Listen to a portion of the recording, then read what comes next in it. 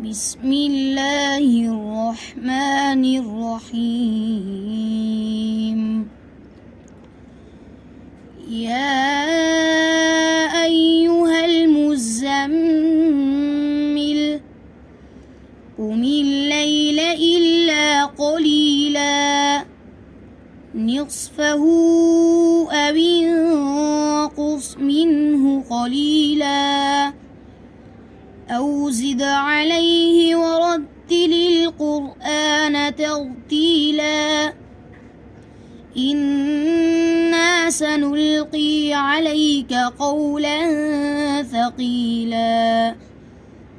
إن ناشئة الليل هي أشد وطئا وأقوم قيلا إن لك في النهار سبحا طويلا واذكر اسم ربك وتبتل إليه تبتيلا رب المشرق والمغرب لا إله إلا هو فاتخذه وكيلا واصبر على ما يقولون واهجرهم هجرا جميلا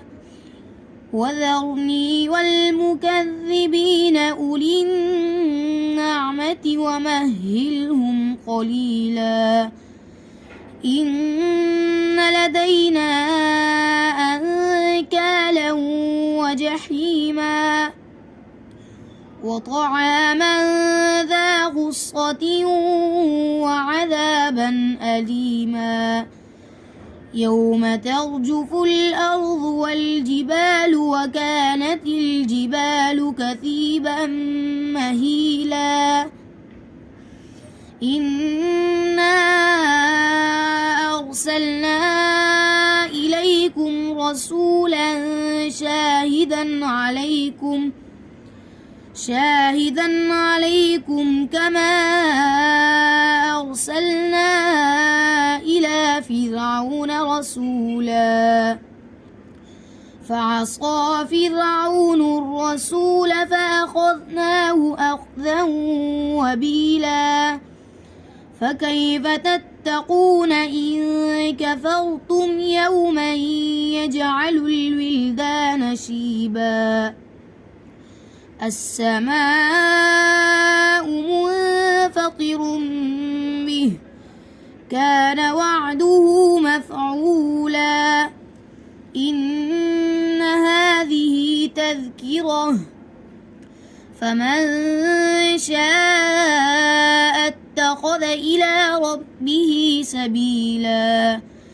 إن ربك يعلم أنك تقوم أدنى من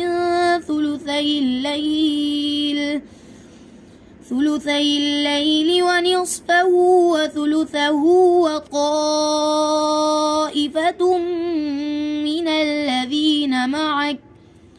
والله يقدر الليل والنهار علم أن لن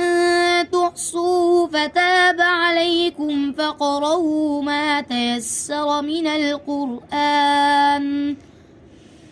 علم أن سيكون منكم مرضى وآخرون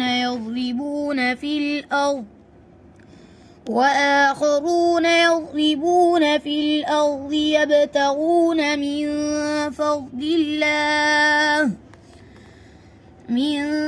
فضل الله وآخرون يقاتلون في سبيل الله فاقرؤوا ما تيسر منه وأقيموا الصلاة وآتوا الزكاة وأقرضوا الله قرضا حسنا وما تقدموا لأنفسكم من خير تجدوه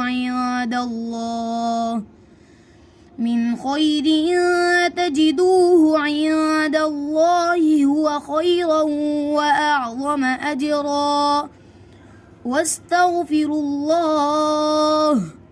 إن الله غفور رحيم.